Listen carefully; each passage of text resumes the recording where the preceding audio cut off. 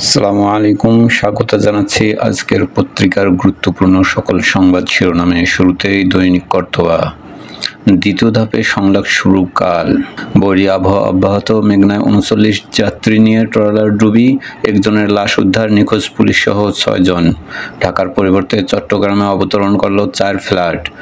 ৫ June পর্যন্ত বৃষ্টি থাকবে, তিস্তার পানি বাড়ায় ভারতের রেড অ্যালার্ট, বাংলাদেশেও সতর্কতা। সমকাল। ৩,৫৯,০০০ গ্রেফতার। জনকণ্ঠ। ডক্টর ইউনূসের জাপান যায়, সর্বাত্মক সহযোগিতার আশ্বাস শিগেরু ইশিবার। যুগান্তর। জুলাই হত্যাকাণ্ডে আনুষ্ঠানিক অভিযোগ জমা আজ, হাসিনার বিচার প্রক্রিয়া শুরু। প্রথম আলো। ভারী বৃষ্টিপাত আরও ২ দিন, বন্যার ঝুঁকিতে ৪ জেলা। করমুক্ত আয় সীমায় ছাড় নেই, কর্পোরেট কর বাড়বে। দিগন্ত। ভারী বৃষ্টিতে জলাবদ্ধতা, ৪ জেলায় বন্যার ঝুঁকিতে, সিলেটে জনজীবন বিপর্যস্ত, নারায়ণগঞ্জে দুর্ভোগে নিম্নাঞ্চলের মানুষ। ইনকিলাব। টাইম ফ্রেম নিয়ে দূরত্ব বাড়ছে সরকার রাজনৈতিক দলের, ডিসেম্বরে নির্বাচন চায় সবাই।